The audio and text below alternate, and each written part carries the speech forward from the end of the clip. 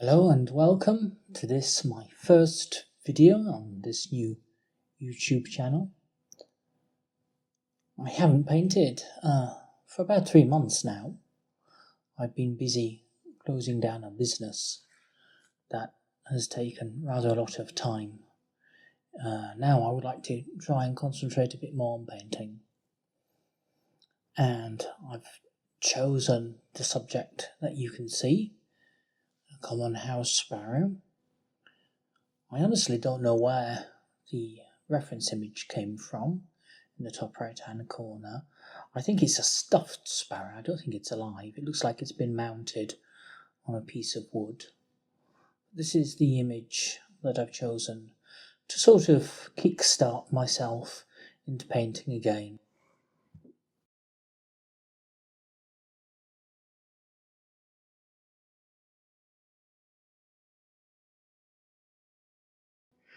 The colours that I'm using are mostly Rembrandt, the brand. I think they're there's one small patch of burnt umber, which isn't Rembrandt. I can't remember which brand it is, but there's some titanium white, raw umber, ivory black, and burnt umber. And what I'm wanting to do is start adding more realistic detail, more realistic brushwork, primarily on this sparrow. Sparrow was painted in the sitting about 2 days, I think, before this sitting.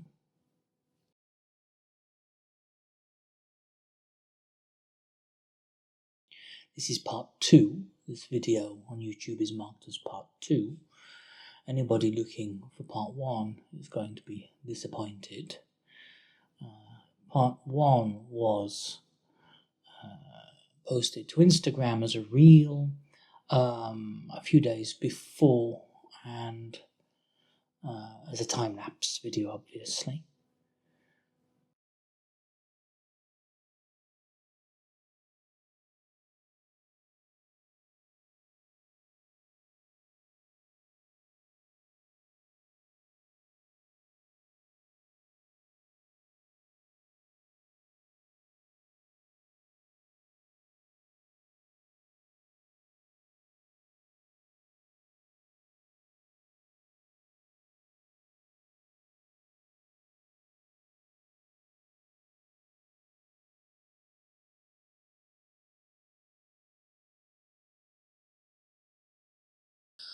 As you can see, the brush that I'm using is very small. I suppose that's a quintuple 0. It's a generic brand. It's very difficult finding supplies here in Sardinia. We really only have 1 or 2 decent art supply shops on the island. And although, of course, with online shopping, you can get almost anything, the cost of shipping is very often double what it is elsewhere in Italy for them to send it out to Sardinia.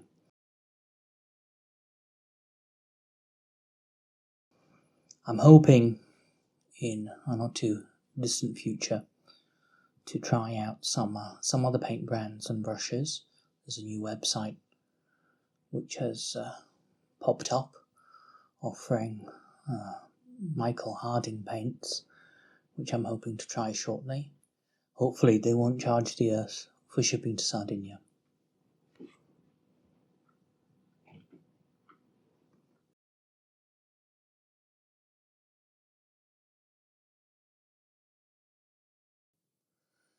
This is a small dot of Rembrandt Cadmium Yellow medium hue. And what I'm going to try and do is mix slightly different shades of hues of white, lemon white.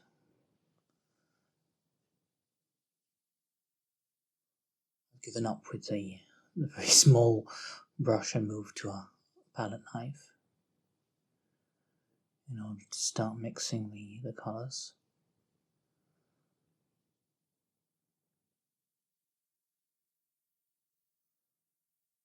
I want the paint to be quite thin. The idea with this is to add detail on top of what we already have, and these will be very fine strokes, attempting to give the illusion of strands of feather sitting on top.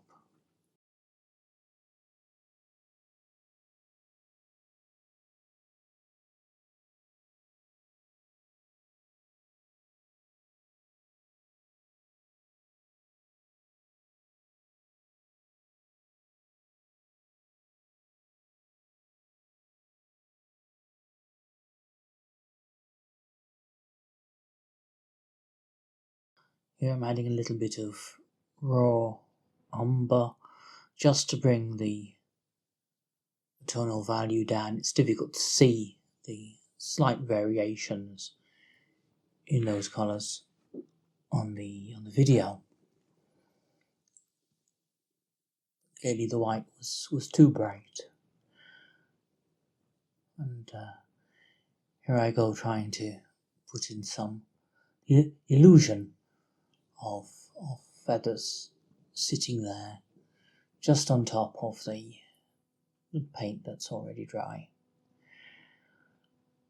The paint is mixed with linseed oil. I've got linseed oil and turpentine on the palette, and in Sardinian summer it really doesn't take very long to dry at all. This painting, the first sitting that I did with it, it was dry the next day to the touch. It's very difficult to paint in summer. I've practically given up watercolours here in Sardinia. Maybe in winter I'll do some watercolours because the paint dries before it gets on the paper. While I'm painting this, it's about 40 degrees outside.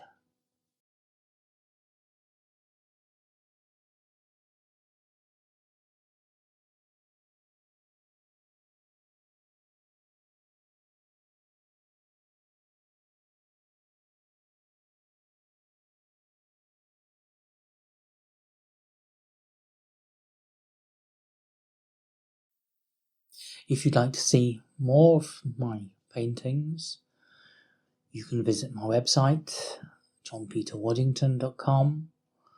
I also sell the paintings through the website and accept commissions.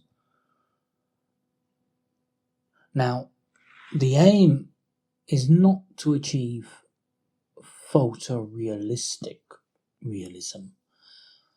I really can't understand why people like photorealism. I think the worst thing that anybody can say to an artist is that painting looks like a photo. I hate it when people say, oh, it's just like a photo. It's not a photo, it's a painting, and it should look like a painting. Once painting starts to resemble a photo, I don't see what the point is in being a painting anymore. Yes, the artists obviously have enormous talent, and they can certainly handle the material and such like to the highest technical level. But just exactly how much artistry is involved. Artistry involves the imagination and the creation of something from the material itself, and the material is paint, and it should look like paint, not like a piece of photo paper. The illusion of these feathers is achieved through brush strokes, not through attempting to create something that is really a photo of a feather. The same with lighting. I'm not aiming at reproducing the exact same lighting as the original photograph. That seems to have been created for a sort of naturalistic exhibition, kind of thing that you might see in a museum. But what I'm interested in doing here is creating something that is more artistic than the photograph itself achieves. Whether I do that, I don't know. That's up to other people. But that's what I'm trying to do. Sometimes you succeed, sometimes you fail, even when you're painting from real life. It's not necessarily going to be a success.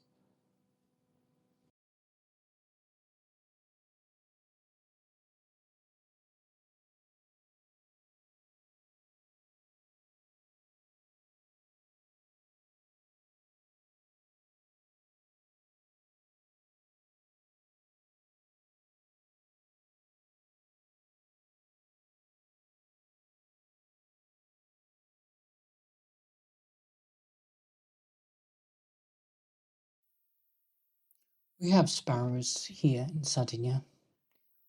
I don't think they're quite as common as they are in Britain. I don't think they're quite as colourful either.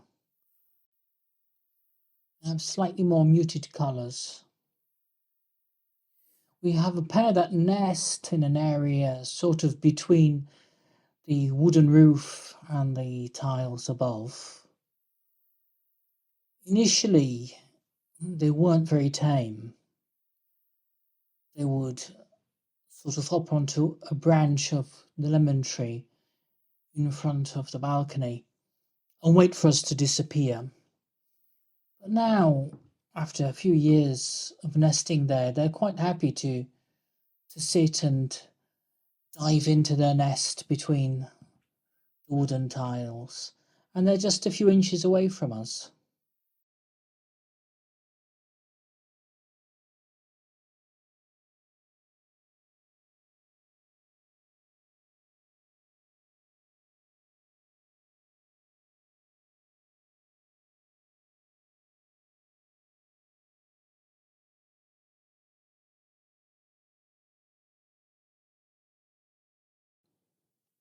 I also have an Instagram and Facebook page if you'd like to check those out. I'm mixing up a sort of neutral grey with a little bit of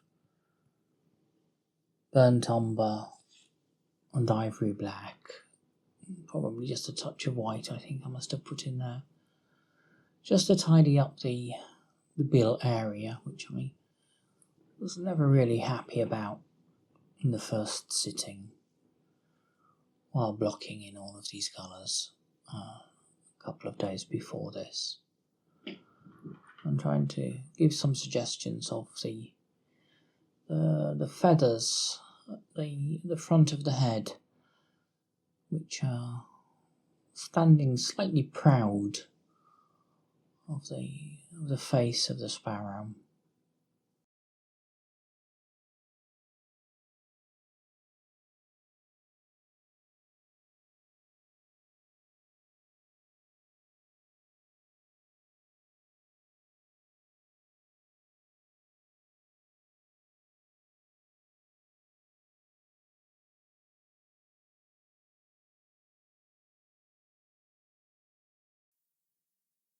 Painting feathers is very similar to painting fur.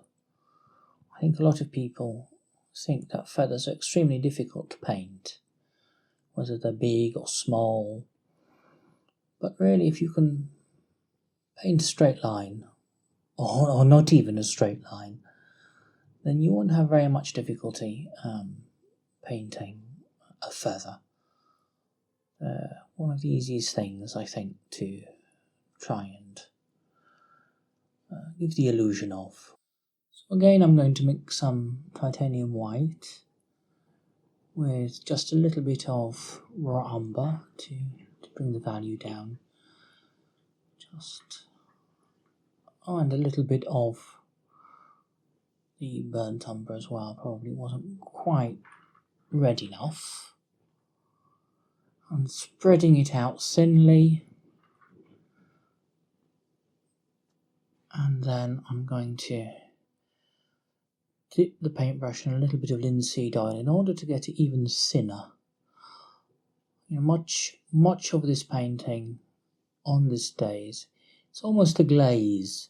It's very thin paint, and this is thin just to give the impression of feathers being caught by the light. The top of the sparrow's head.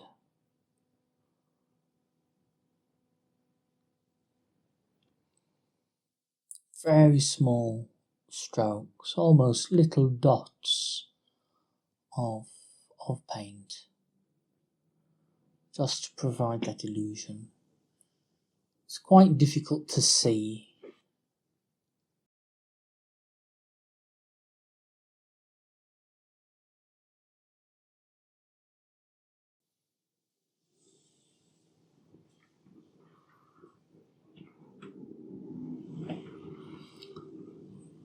Today, while I'm recording this audio, it's extremely windy here in Sardinia, thankfully, because it's made the temperature go down and it's become much more tolerable. However, it's provoked many fires within the area, within Sardinia, especially down here in the south, in the last day. Beak is still bothering me. Not sure if it's a beak or a bill. Not sure what the difference is. What's the difference between a beak and a bill? If you know the answer, please put it in the comments below.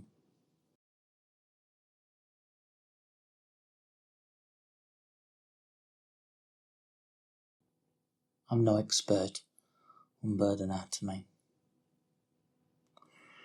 Now I go back to my pointillism here. I'm just putting in little highlight dots to suggest sun catching on some of these feathers. Very thin paint.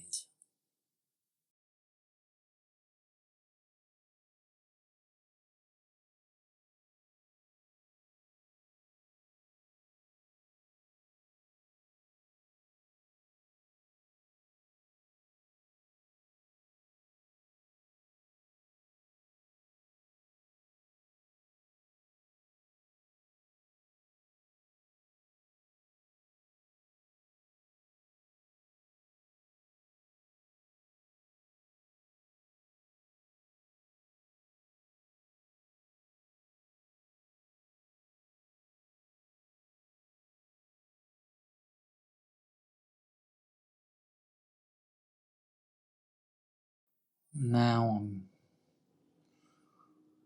going to try and put a little highlight I can see in the reference photo just inside the wing.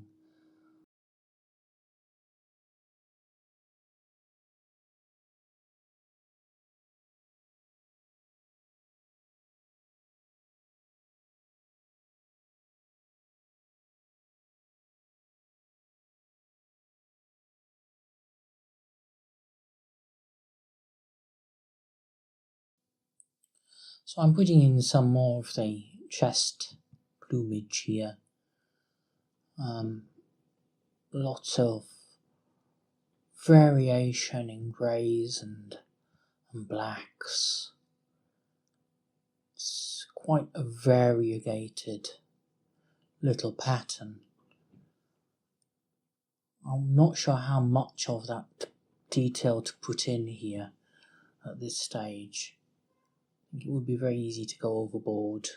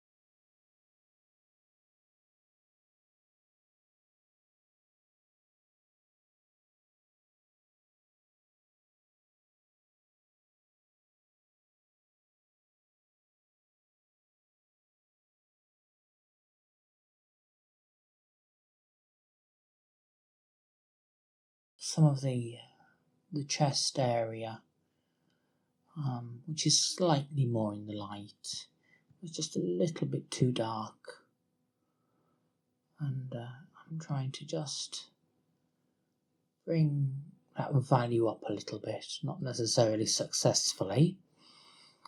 With that, I'm now having to spread that out and mop that up. That was far too much all at once.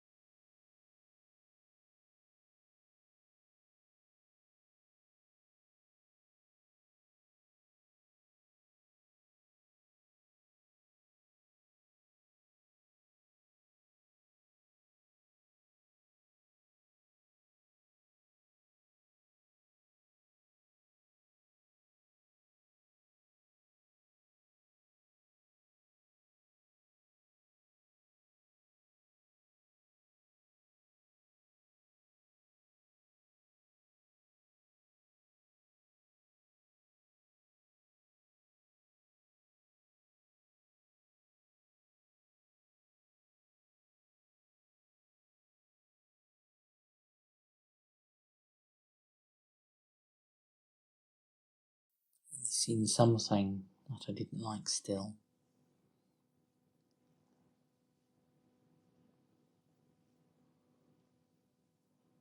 On the head of the bird. And then the feathers, the wing feathers, there's a small streaks of light where the feathers overlap, and they're extremely difficult to paint. They're very, very thin, and they just need hinting at. Not easy at all. Very easy to go overboard with these and have something that really looks quite grotesque.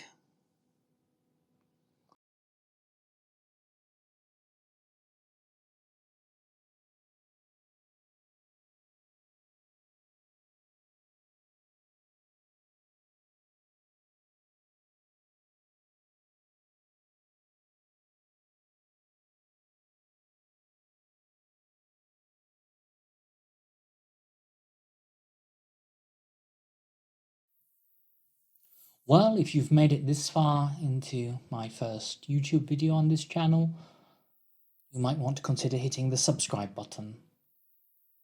And I can tell you that once we reach the milestone of 100 subscribers, I'll choose a name at random to receive this house sparrow painting as a gift to say thank you. And I'll continue to do something similar for each milestone. If you haven't already set your YouTube privacy to public, please do so, otherwise I won't be able to see your username.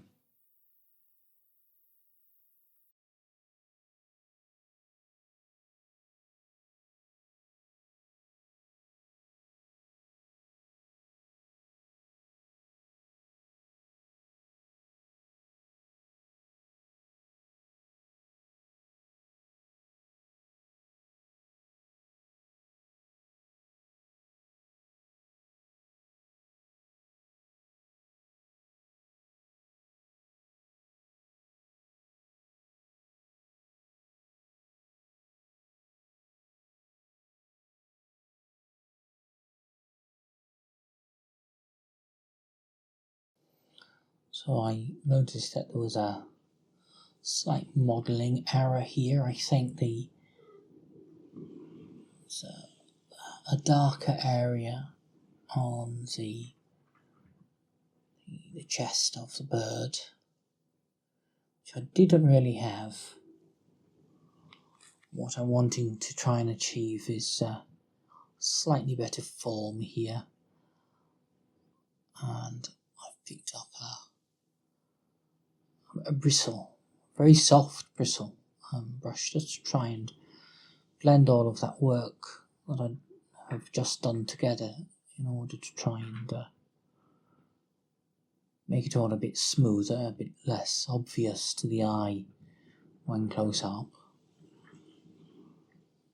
I hesitate here. I think I'm in two minds whether to do something similar, and there we go, I've done that. I thought that was possibly just a little bit too pointillistic. I've got some, just a little bit on the background, but that doesn't worry me because all of the background will be covered up again with more paint to try and make it a little bit even. There are several streaks on the left, which seems to happen very often when using blacks and browns. In particular, they seem to dry at very different rates and they sink in, and so I'll try and minimise that later.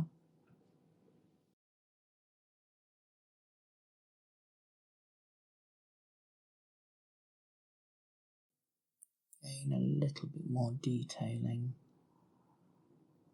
on the flight feathers, at the top of the flight feathers.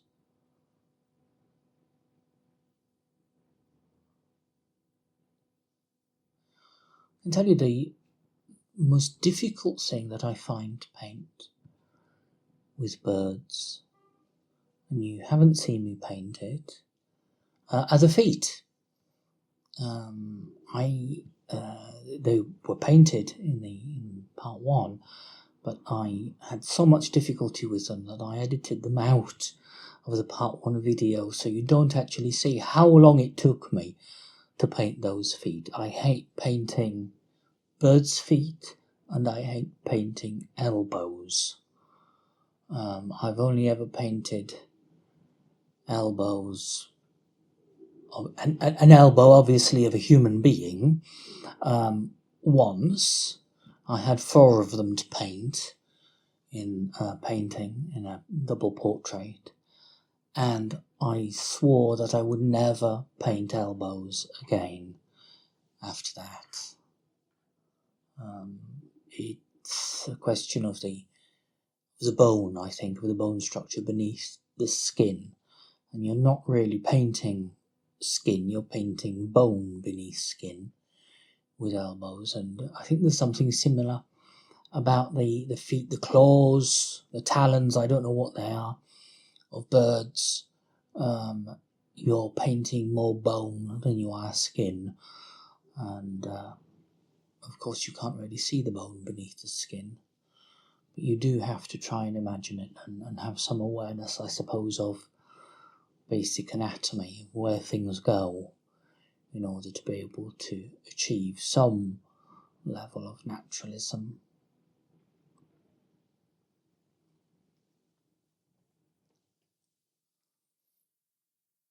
So I'm still trying to give the illusion of these feathers, these more downy feathers sticking out of the beneath the wing and on the underside, on the belly of the bird. And yes, there's nothing wrong with using the tip of a finger occasionally, just to blend something and make it just that little bit more subtle. That's very, very thin paint I'm applying there, just to try and shift the hue, create the illusion of light. You can see how thin it is because it just wipes straight off there, off the dry paint. There's nothing left behind. It's very thin, just to glaze the underpart of the bird and suggest light being reflected upwards from beneath the bird, which we have in the reference photo. I think it's not very interesting in the reference photo.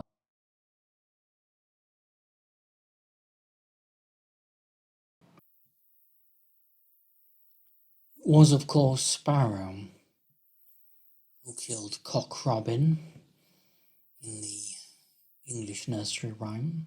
Sparrow with his bow and arrow. And I think it was that drew me to this particular reference photo. The black background suggestive of the medieval idea of tenebra, of this background, this looming darkness behind any foreground image that comes out of darkness, this idea of darkness being associated with death and with sin. I couldn't help but think of the nursery rhyme when I saw the reference photo, and that this is our murdering sparrow.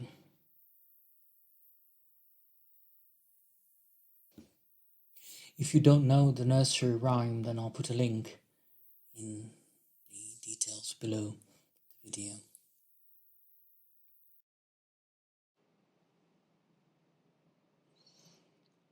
Now I'd like to here just modify a little bit this strange piece of wood on which the sparrow is sitting, slightly modifying the highlights to reflect some of the highlights in the reflections, light reflections in the feather, the plumage of the underside in particular of the sparrow.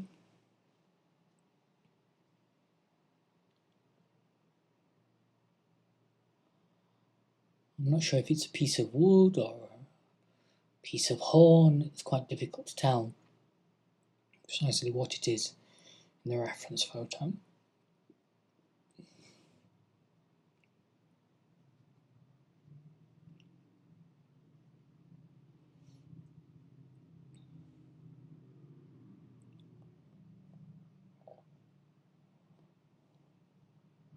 There's obviously much more detail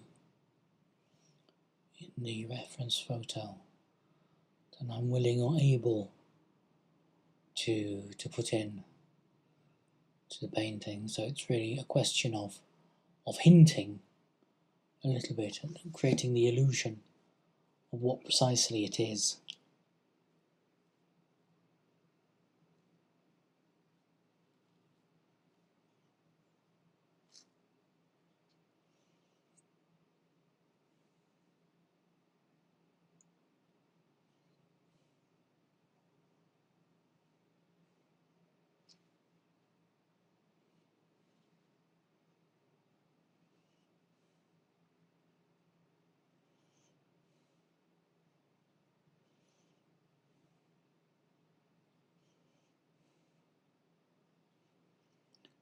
It's just a question of dabbing and shaping the contours around the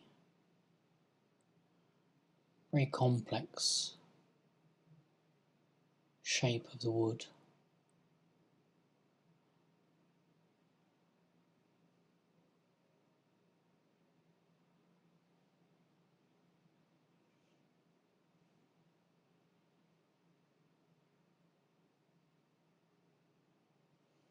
Using a slightly bigger brush here. This is I'm not sure if it's a flat or a filbert that I'm using now.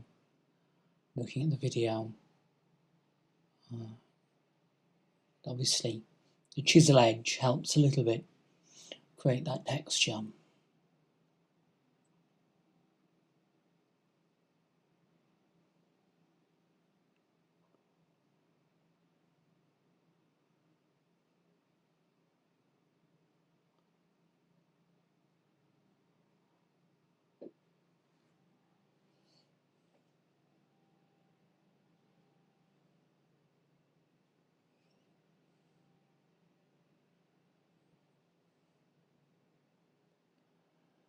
The difficulty here is knowing exactly when to stop, at what point there's enough detail, and when you need to just stand back and say, no, that's enough.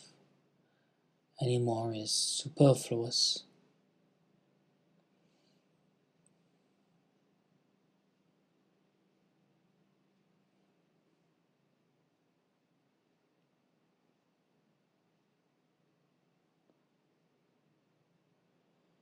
The finger sometimes is by far the best thing to blend with, especially when you have very thin paint.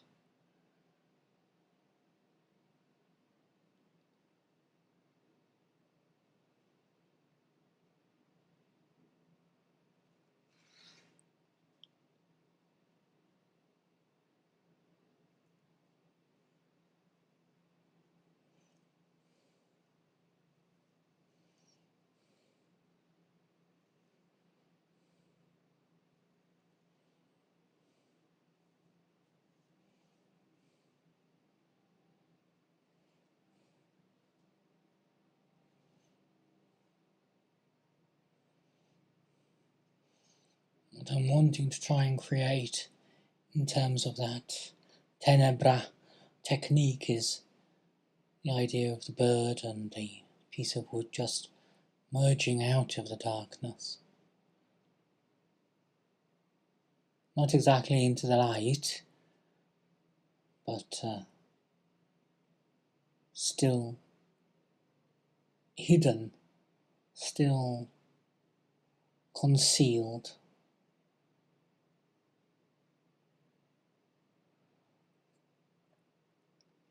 It's important to try and get the background as even as possible up here. As I said, I think earlier, the darks, the browns, the blacks have the tendency to sink in as they dry, and they can create quite difficult streaks in the paint.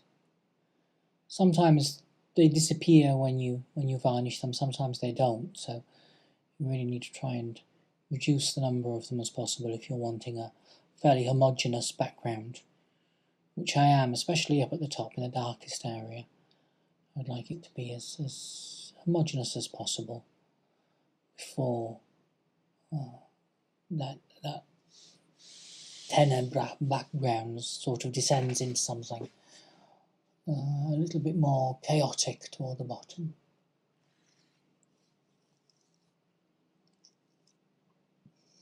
So again, I'm mixing ivory black with, I think it was raw umber and some linseed oil to try and create a very homogeneous paint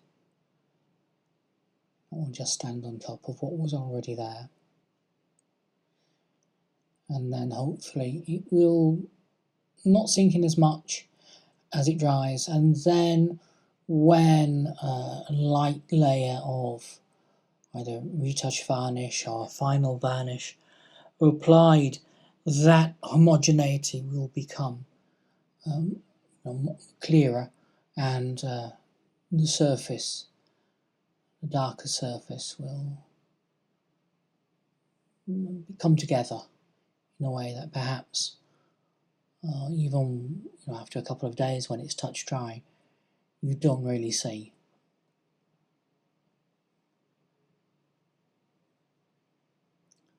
One of the strange things about handling, especially these darker colours of paint, I find is the case both with oil paints and also with egg tempera, is that the browns in particular tend to dry very quickly and sink in to the surface in a way which perhaps other colours don't.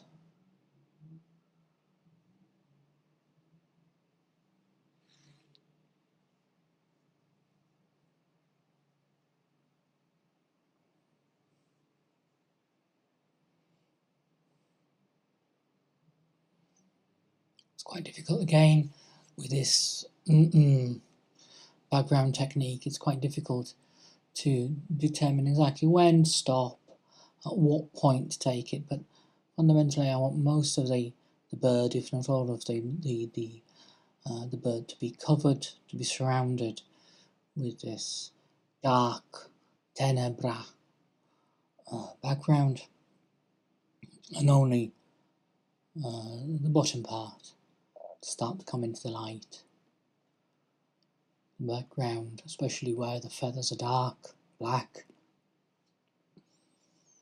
and the underneath of the bird should really come together.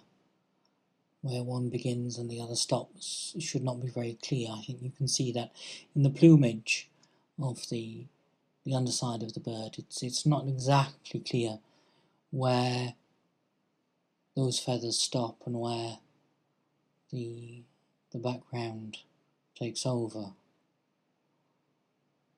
And that helps with the illusion. It being three-dimensional also. In the lessons I do, something that you constantly need to point out to people is that you're not really painting shapes, you're painting lights and darks.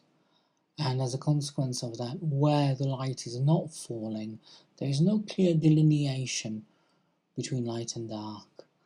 The two come together and sit together in quite a complex way. And that helps create that illusion of three-dimensionality.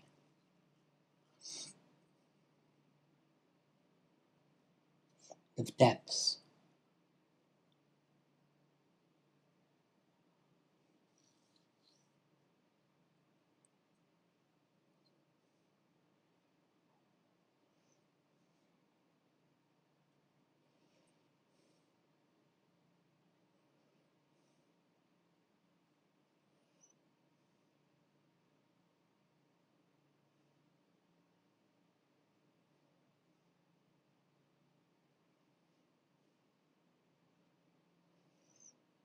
Being very careful not to disrupt that edge or lack of edge, lack of clear edge between the plumage and the background here.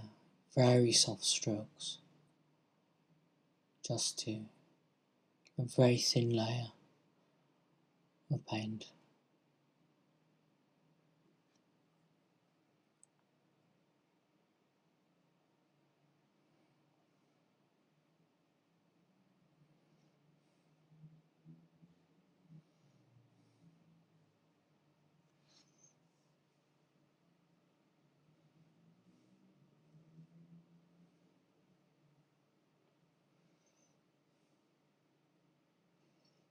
I think this is probably almost pure ivory black here to try and just give the illusion of a little bit more depth on the piece of wood, putting in a really darkest darks here where the wood recesses into nooks and crannies.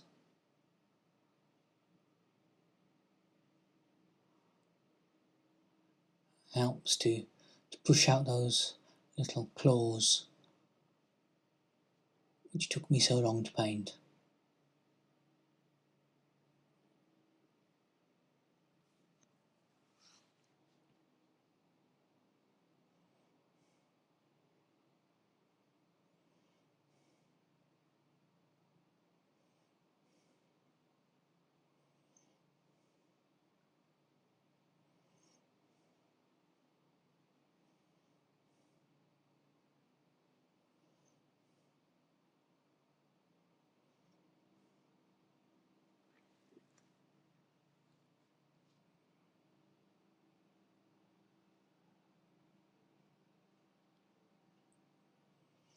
Now, as I said earlier,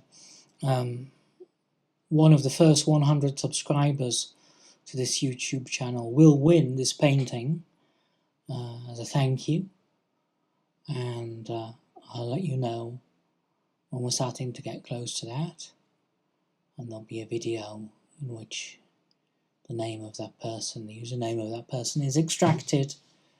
So please make sure that you click on that subscribe bell and help me get to the first 100.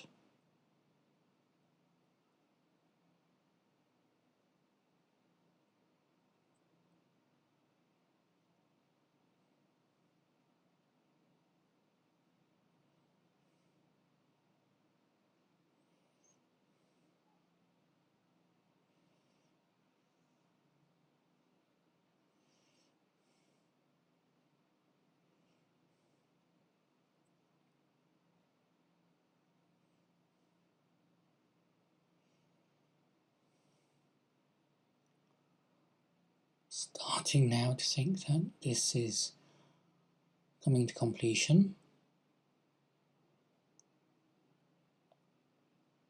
The piece of wood starts to look a little bit more three-dimensional, and the colour, the hue, more closely matches the light that's being reflected on the underside of the sparrow.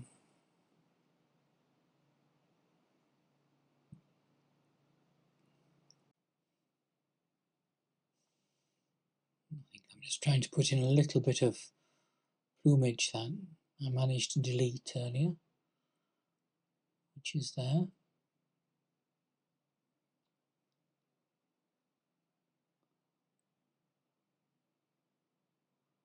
And then just some finishing touches to the chest.